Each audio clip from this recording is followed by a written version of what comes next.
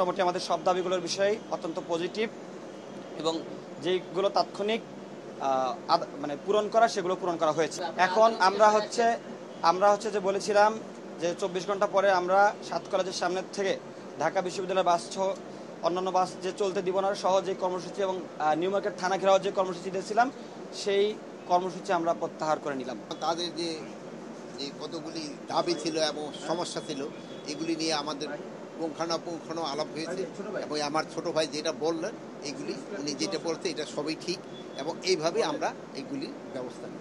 গত পরশুদিন রাত্রেবেলায় ঢাকা কলেজ, ঢাকা বিশ্ববিদ্যালয় এবং 7 কলেজ শিক্ষার্থীদের মধ্যে যেই একটা অনাকাঙ্ক্ষিত পরিস্থিতি সৃষ্টি হয়েছিল এবং তার পরবর্তী সময়ে 7 কলেজ বিশ্ববিদ্যালয়ের রূপান্তর ইস্যু সহ বিভিন্ন ইস্যু নিয়ে শিক্ষার্থীদের গতকালকে সকালবেলা একটা সংবাদ সম্মেলন হয়েছিল এবং সেখানে আমাদের 6 দফা দাবি উপস্থাপন করা হয়েছিল। আমরা গতকালকে আমাদের যেই প্রথম সারির একটা দাবি ছিল সেটা মেনে নেওয়া হয়েছে। আমরা কালকেই সেটা নিয়ে সন্তোষ প্রকাশ করেছিলাম। আমাদের বাকি যেই 5 দফা দাবি ছিল সেটা মেনে নেওয়ার জন্য আমরা নতুন করে গতকালকে রাতের বেলায় সন্ধ্যার সময় আমরা 24 ঘন্টার আলটিমেটাম দিয়েছিলাম, কিন্তু আমাদের এই সরকারের পক্ষ থেকে আমাদের সাথে যোগাযোগ করা হয়েছে এবং আলাপ আলোচনার মাধ্যমে এই বিষয়টা সমাধান যাতে হয় সেজন্যই মূলত আজকে আমাদেরকে ডাকা হয়েছিল। আমাদের যে বাকি 5 দফা দাবি আছে সেই দাবিগুলো আমরা এখানে উপস্থাপন করেছি এবং এখান থেকে আমাদের দাবিগুলোর ব্যাপারে অত্যন্ত পজিটিভভাবেই নেওয়া হয়েছে এবং এই বিষয়গুলো বিভিন্ন প্রক্রিয়া অনুসরণ করে মেনে নেওয়া হবে সেটা আমাদেরকে আশ্বাস দেওয়া হয়েছে। আমি যদি একটু বলি, আমাদের প্রথম দাবি ছিল হচ্ছে ঢাকা কলেজ সহ 7 কলেজ শিক্ষার্থীদের সঙ্গে ঢাকা বিশ্ববিদ্যালয়ের শিক্ষার্থীদের সংঘাতের দায় নিয়ে ঢাকা বিশ্ববিদ্যালয়ের প্রভিসি মামুন স্যারকে ক্ষমা প্রার্থনা করে পদত্যাগ করতে হবে। এই বিষয়টি নিয়ে কথা বলা হয়েছে হচ্ছে এখন থেকে ঢাকা কলেজ সহ 7 কলেজ সংশ্লিষ্ট কোনো কমিটির সাথে প্রভিসি মামুন স্যার আর কোনোভাবে কানেক্টেড থাকবে না। বসুন্ধরা ডায়াপেন্ট এখন আরো উন্নত। এই hot air through top sheet দ্রুত শোষণ করে সোনামণিকে দেয় কোমল অনুভূতি।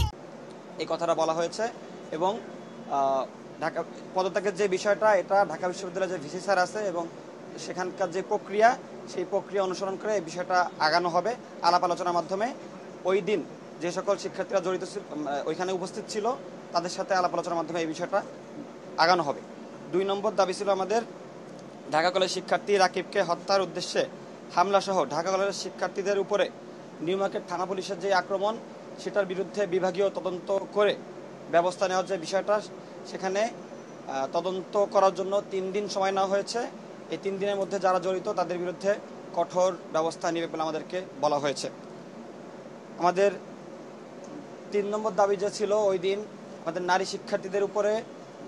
শিক্ষার্থীদেরকে নিয়ে যে কুরুচিপূর্ণ মন্তব্য করা হয়েছিল এবং ঢাকা বিশ্ববিদ্যালয়ে তারা যে আগে আমাদের উপরে শান্তিপূর্ণ কর্মসূচিতে আক্রমণ করেছিল যেন ক্ষমা চাওয়া সহ বাকি যে বিষয়টা সেটাও আমরা যখন ঢাকা বিশ্ববিদ্যালয়ের ভিসি স্যারের সাথে বসবো সে বিষয়টা সেখানে সমাধান করা হবে এবং এ বিষয়ে এখান থেকে সর্বোচ্চ সহযোগিতার আশ্বাস আমাদেরকে দেওয়া হয়েছে।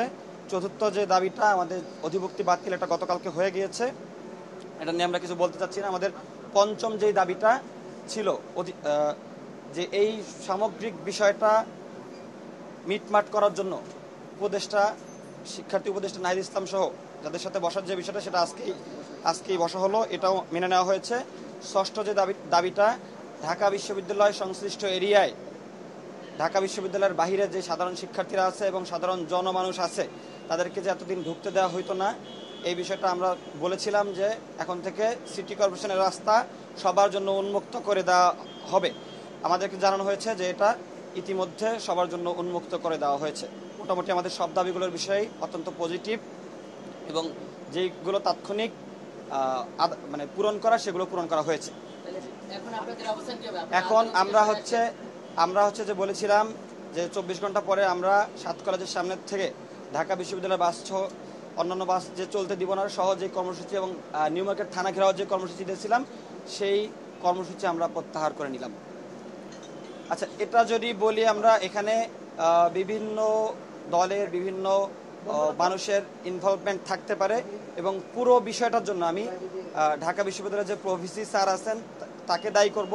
সে যদি শুরুতেই এই ক্ষমাটা চাইতো বা উদ্যোগ নিত তাহলে এত বড় ধরনের ঘটনা ঘটতো না। এটার জন্য সম্পূর্ণ দায়ী ঢাকা বিশ্ববিদ্যালয়ের প্রভিসি মামুন আহমেদ। আমি একসময় ঢাকা কলেজের আমিও শিক্ষার্থী ছিলাম।